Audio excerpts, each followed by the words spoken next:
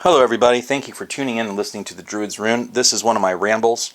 It's not really a big enough topic for a full podcast, but I got to thinking over the holiday season about how much music is tied to holidays.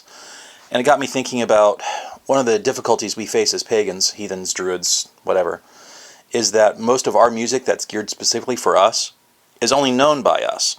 So if you're traveling out in the world and you're listening to Lorena McKennitt or Enya, or if you're listening to something harder like Fawn or Illuvity, or even if you're listening to like some good old-fashioned Nordic Finnish death metal, my personal kick right now, such as Amorphous, Christians and Jews and Muslims hear it and they kind of recoil because it's not something they're used to. It's another difference. So I began thinking, what can you do to express to them through art some of the things that Druids and heathens and Astruar, etc., etc., etc., to quote Yul Brynner, would believe in? What kind of songs can you use to evoke those emotions? And so I've written some songs out here that are in the popular culture and the mainstream that people know that match things that Druids are concerned about. Now, since these are all popular culture songs, many of these songs have Christian Judeo influences because that's the dominant religion in our culture. And so when you present these songs to somebody, there's specific passages that you need to pick out to go, and this is kind of what Druids believe in. I'm going to do that as much as I can. You also need to point out to them that, this isn't a Druid song per se, but it has something in it that Druids are concerned about, or pagans or heathens, etc., etc., etc. I need to get a Yul Brynner impression. I really do like etc., etc., etc. better than yada, yada, yada. Yada, yada, yada just seemed a little too nasal and whiny.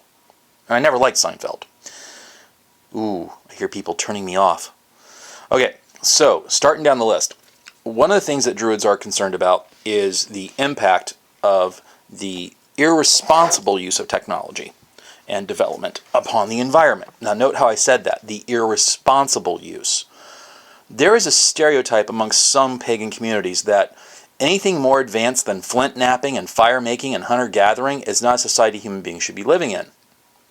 And I have a particular knee-jerk reaction to that because having been a Boy Scout, I know what it's like to do that stuff, and it sucks. I'm also a historian, and I know that in those cultures, you have an extremely high mortality rate, and you have even more xenophobia and intolerance than we have in the modern world. So I kind of really like technology. That, and I don't know what I would do without YouTube and Google. So Druids have this thing of a concern about the impact of the irresponsible use of technology on the environment. And perhaps the most well-known and poignant song about this is Seminole Wind by John Anderson. Now, this is a country song, and I warn you, you'll hear lots of country songs in this list because I is a Southerner, and I is proud of it, and my parents came from hillbillies. So, Seminole Wind by John Anderson is a song about what the Florida government did to the Everglades and how it is never going to recover.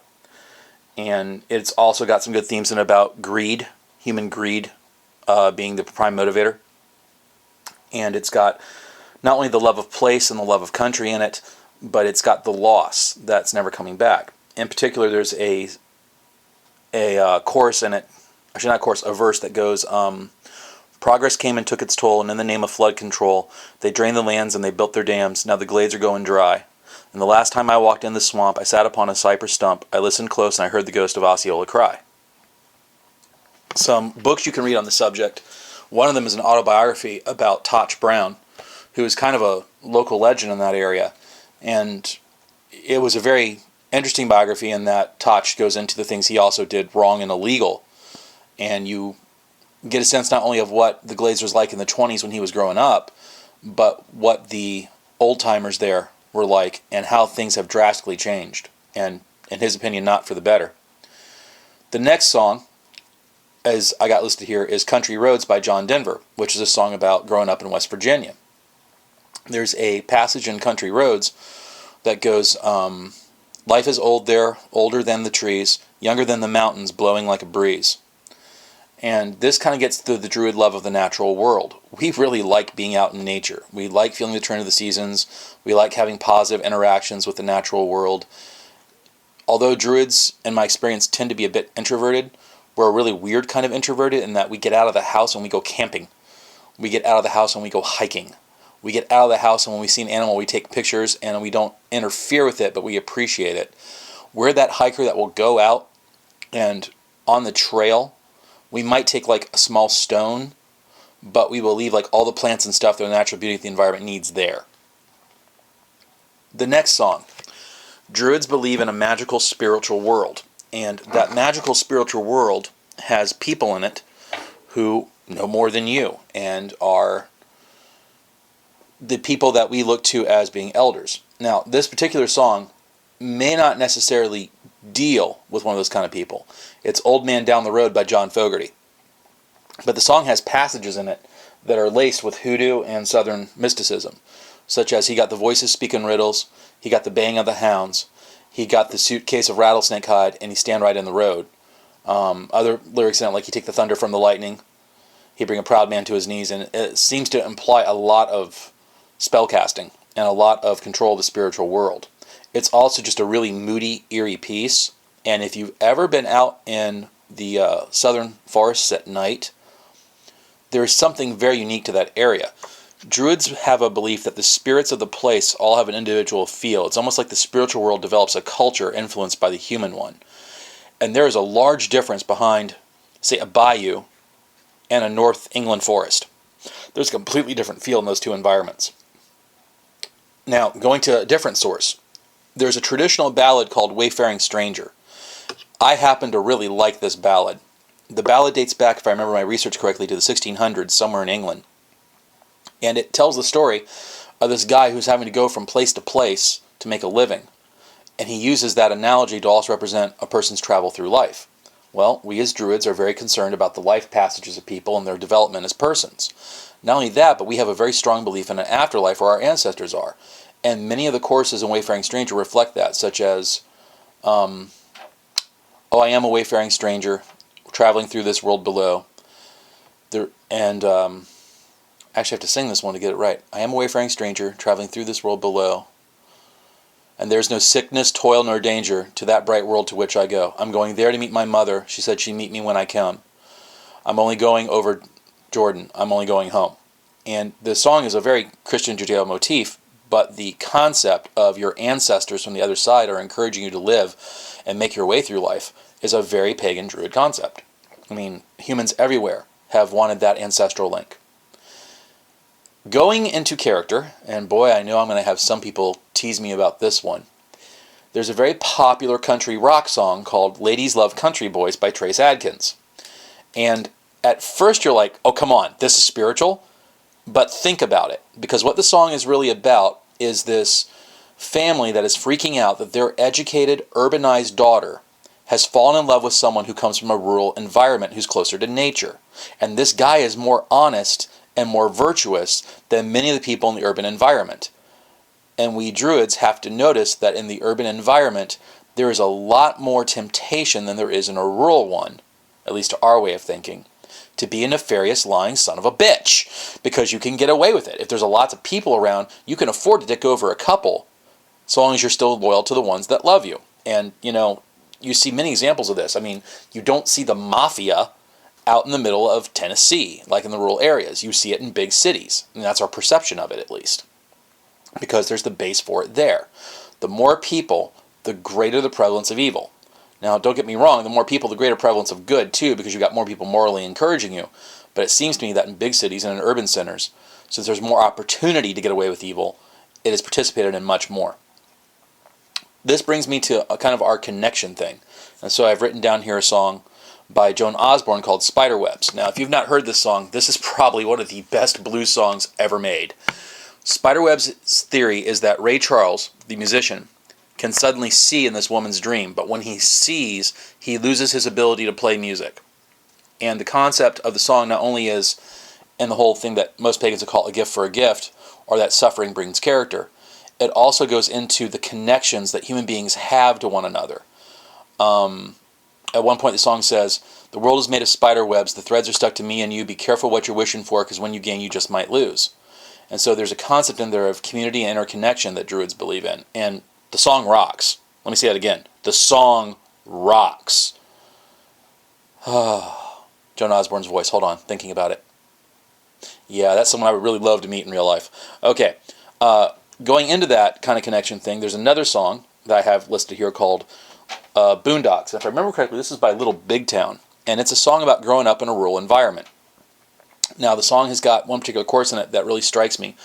The verses have things like, I can smell that honeysuckle and it tastes so sweet, talking about the natural world.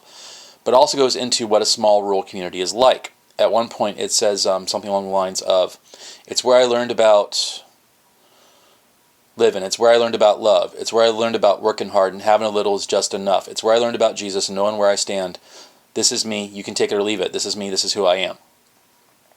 And so it has this affirmation of a strong internal set of personalized values that, honestly, sometimes when I'm in an urban environment, especially a big city, I don't see.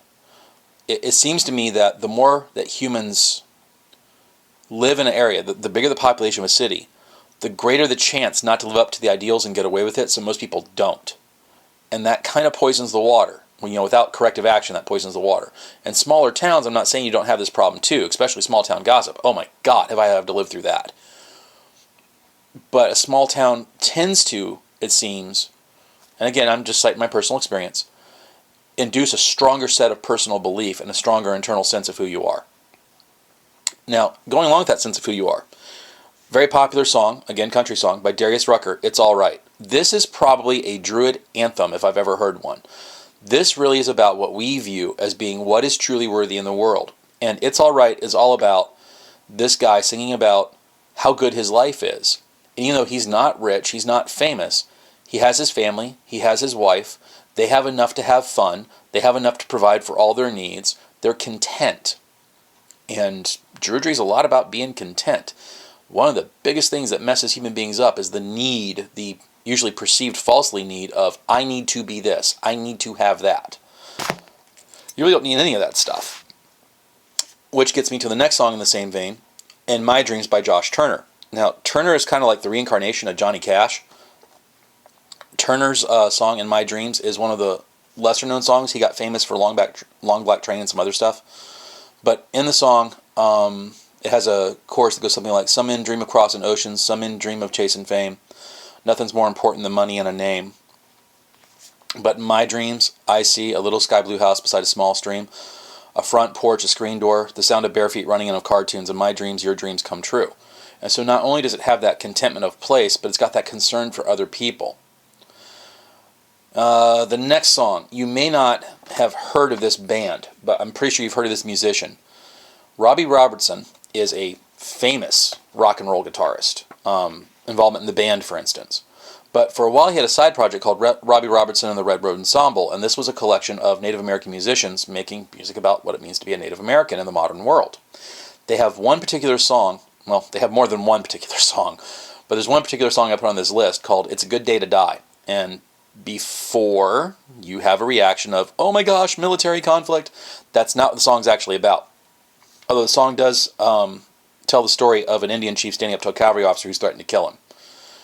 The song is about how each day of this man's life, he's about to face death in the face, has been lived with his people and his tribe and has given him such joy that for him, any day that he must leave this world because he's had that experience, it's not a sacrifice. He's already had what he considers to be the best thing in the world, which is his people, his culture, and his way of life.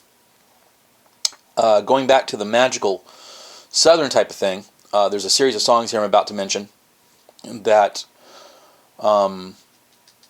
really have a strong magical motif in them, particularly a Southern hoodoo kind of thing. The first one is Playing with Fire by Shannon Curfman, which is a song about a guy going down to the crossroads and selling his souls to evil spirits to be able to play music. Now, this is a common legend in Southern culture because we understand there's no advancement without sacrifice, and humans being humans try to cheat. And so the song is about the price of trying to cheat that process, of trying to get ahead without giving. And it's an awesome song. She's probably the most underrated guitarist I've ever met. Okay, this brings me to the classic Southern rock band, and no, I don't mean Lynyrd Skynyrd. I'm talking about Creedence Clearwater Revival. Now, I already mentioned Fogerty earlier. Creedence Clearwater Revival had a lot of songs that had that strong Southern mystical motif. In particular, the ones that come to mind are I Put a Spell on You, which is a spell about attracting a lover. Bad Moon Rising, which is a song about portents of danger coming. And Born on the Bayou. Now, Born on the Bayou, you're like, how is Born on the Bayou magical? Well, if you've ever been out in a bayou at night, it is creepy. You can see where all the places hoodoo took off. It took off in Louisiana. There's just something about the Louisiana bayou that is not quite of this world. And it's probably like the closest you can get to those Moorish mists from Scotland and Ireland in the United States. It is definitely a place touched by spirits. The next song I'm going to recommend is a song by Garth Brooks called The River, which is a song about how difficult it is to attain your dreams. We Druids and heathens and pagans are always trying to inspire people to reach the best that they can be about themselves, but we accept that that course may not be direct, and as a result, you may have to meander a bit through life to get there. The next song I have listed, and it's not going to seem spiritual at first, but if you start to think about it, it is. It was originally cut by Bob Dylan, but he didn't do a big song with it. Old Crow Medicine Show turned it into a song, and then Darius Rucker covered the song and made it a bit more upbeat. It's called Wagon Wheel. Now, Wagon Wheel is a song about a guy trying to come down from the north to the south. And along the way, he has to do various things to get where he's supposed to go, and he's hoping he's going to see his family. Again, like Wayfaring Stranger, the song kind of surmises the difficulties of traveling through life and what you may have to do to get there. But unlike Wayfaring Stranger, Wagon Wheel, the protagonist, is never alone. He meets people along the way, and they help him. So there's kind of this compassion thing in the song. Then we get to stuff that is going to show my parents' hillbilly roots. There is a traditional song called That Good Old Mountain Dew, sometimes just called Mountain Dew. The first version I heard of it was actually recorded by Ricky Skaggs. And it is a song about moonshine. Now, there's going to be a podcast later in Druidry about Druids are for beer. I have noticed that most pagans, heathens, and Druids don't have a problem with someone being intoxicated. I'm just saying. Now, interestingly enough, we tend to have a problem with someone being drunk, especially if they're an ass about it. But we don't have a problem with intoxication. And the reason for that is when you're in that liminal, not quite here state, it is easy to... Well, let's take the word for meditation. If you're in that liminal state when you're meditating or looking for a vision, it is easy to get spiritual guidance. And that elation you can feel from being intoxicated is very similar. And since many people, being people, are kind of lazy and don't want to take the years of learning how to meditate and vision quest like this, intoxication is a good shortcut to get there. And it's not just pagan heathens and Druids that think this way. There's a Christian term called being drunk in the spirit. If you ever watch Pentecostals at their church service, someone's going to get hit by it. All right. Bringing me to fun. Pagans like fun. And so there's a country song. Oh boy, am I going to get calls on this one. Called I Work Hard, I Play Harder by Gretchen Wilson. And the fact that I like this song has nothing to do with the fact that she's a babe. It has everything to do with the fact of this is one of the best songs about the work ethic I have ever heard. A lot of pagans, in my personal experience, tend to be blue-collar people. We work hard. We typically have lower income jobs. But we have a strong love of family and strong love of our friends. And in many pagan circles, your friends are part of your family. You still have the whole extended family thing. And so this song about doing what you have to do during the workday to go out and do what you want to do on the weekend, kind of a pagan motif. And which one of us trying for a spirit thing has not had to balance that at some point? Also by Gretchen Wilson. If You Take This Too Far, a song called All Jacked Up. Hilarious song because all of us have seen that person at the bar that has had a little too much to drink. And the advice about moderation is a pagan virtue, despite what Christians may think about us. I realize that a lot of evangelicals in particular think that we dance around fires naked and have promiscuous sex with anybody we encounter. Let me just say that those are pagans. Those are people that are basically pagan to make mommy and daddy angry at them. They are not real pagans. In fact, most of the Druids I've met are prudes, and most Ostruar are almost right-wing evangelists with what they think moral ability should be. Except that they, imbibe a lot, but so do good old country boys. All right, so going with higher things. Now, there is a band from England that basically changed rock and roll. They were the first one to actually take rock and roll and turn it into a production, a show, and add symphonic instruments to it. And this is Queen. Queen also is very unusual in that their approach to rock and roll and music, it seems to me, was always tell the story first. And that concept of telling the story first has its roots in Celtic ballads and troubadours, and how music was in the Middle Ages for the most part. There are 4 songs in particular by Queen that I feel express pagan virtues. The first one is called One Vision. One Vision is a song about having a world where there is no violence, there is no hatred, there is no bigotry. The second song is a song called The Miracle. Again, kind of the same thing as One Vision. The Miracle is about getting there somehow. A Kind of Magic. Now this song is famous because it was in the Highlander soundtrack. And Disney made, not Disney, but they did kind of a cartoony video for it. But A Kind of Magic has within it hope. There is a lot of hope in pagan culture for a better world. And A Kind of Magic is about that hope. And with that hope is the concept that not all of us may see it in our lifetime, and so you have this song called The Show Must Go On. The Show Must Go On is particularly tragic because it was being recorded, if I remember correctly, when Freddie Mercury was close to death. That one in Days of Our Lives. And The Show Must Go On is a very fortitude song. It sounds very bitter at first about the lead protagonist saying that his heart is breaking, he feels terrible, but he's going to go out on stage and fake it. We who have had to live hard lives know that sometimes you have to do that for a few days or weeks or years to get through the bullshit to get where you need to get to. Oh, and I do apologize. I just realized I'm cursing a little bit in this podcast, but when I start talking about music, I start talking very plainly and earthily. So I do apologize if someone's offended. I'll try to stop it. Bringing me to the next artist. Just about anything by this artist is a pagan song. Not because he's a pagan, but because his themes are so universal you can find him anywhere. But he's also so well known that everybody has heard these songs at some point and has a knee-jerk reaction about the song and has a good feeling to it. And that's Bob Marley.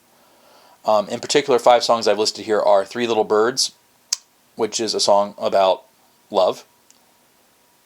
This Is Love, Is This Love, another song about a relationship and love. Could You Be Loved, a song about relationship and love and growing up together. You're starting to see a theme here. One Love by Bob Marley, which is kind of in the same vein as One Vision by Queen. And Get Up, Stand Up, which is a political activist song about standing up to people trying to oppress you. Now, as I said, just about anything by Marley is a pagan song because it addresses these universal themes about love, family, and place, and trying to make everything better. Sometimes when you have to make things better, you're going to come into conflict with people. And since we are pagans and heathens and we're on the outside of mainstream society as far as religion and philosophy goes, you're going to encounter a lot of violence and derision. And so there's this very heavy metal song that I like for this.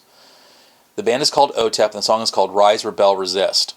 The song was recorded, if I remember correctly, back during the second Bush administration here in the States. And the band's politics clearly show through the song. But in addition to being kind of a rock rise anthem, the song does communicate a need to make change happen and not to let people push you around. Again, a pagan virtue.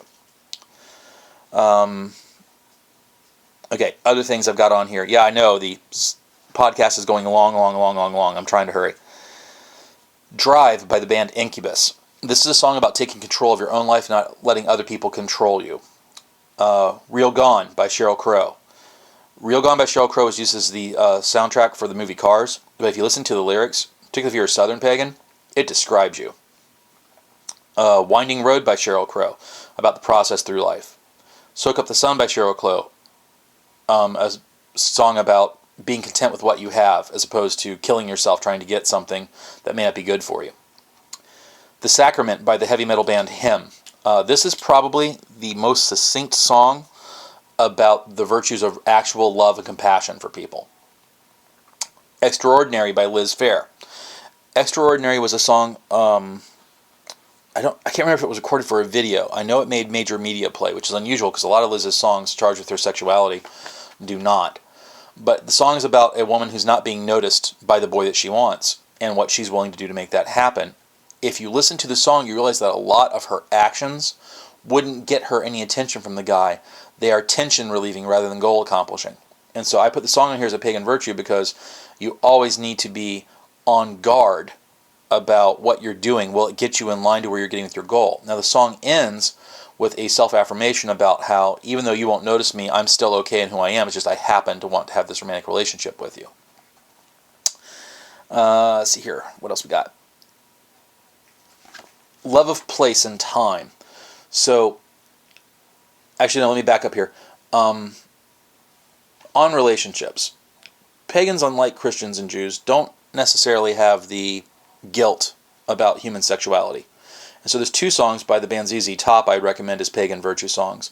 One is called Legs, and one is called Sharp Dressed Man. And they're songs basically both about the sexuality of a human being. Legs for women and Sharp Dressed Man for men. And what's expected. And they're, again, both popular, awesome songs. Everybody knows them. One of the main pagan virtues of those is the love of place and the love of where you grew up. Now, there's several songs like this, but ones that leap out my mind that everybody knows are Georgia by Ray Charles, Song of Winter by I'm going to murder this name, Francois Hardy. It's an actual song about the seasons, about the changing of the seasons. I believe that one dates back to the 70s, and that one may not be well known, but I had heard it and I had looked up to get it. Then you have All Summer Long by Kid Rock, which is a popular one right now, about this boy spending his summer with his girlfriend. And again, it's laced with Southernisms. And you can see, as I finish up my list here, that this is not the normal thing you're hearing. You're not hearing things like Lorena McKennitt, Enya, The Pogues, Flogging Molly, Fawn, Aluvity, Omnia, Emerald Rose, Elaine Silver. I've not gone with the typical pagan music that's considered pagan because the goal of the list was to pull out mainstream stuff that everyone knows and can go, oh, okay, so it's kind of like that. And I hope it helps you for that purpose. But the other reason why I wanted to do this is I wanted you to not think that just because you're pagan, you can't participate in the culture at large. This is something else I've seen people do. Just because you're on the fringe of a society doesn't mean you're not valuable. And it doesn't mean you don't have something to contribute to them, even if they don't believe it. It just means that your involvement with many things they consider to be valuable isn't going to have the same impact. Just because I don't believe in the Judeo-Christian concept of God, I have my own concept of God, doesn't mean that when I hear something like the eulogy at a funeral, or the opening prayer at a football game, or the Pledge of Allegiance being asked to be recited, or the Easter egg hunts, or the Christmas trees, that I don't have an emotional reaction to those things, and I don't have a cultural enrichment of those things. It just means I got something different than the other person who is a believer in that religion.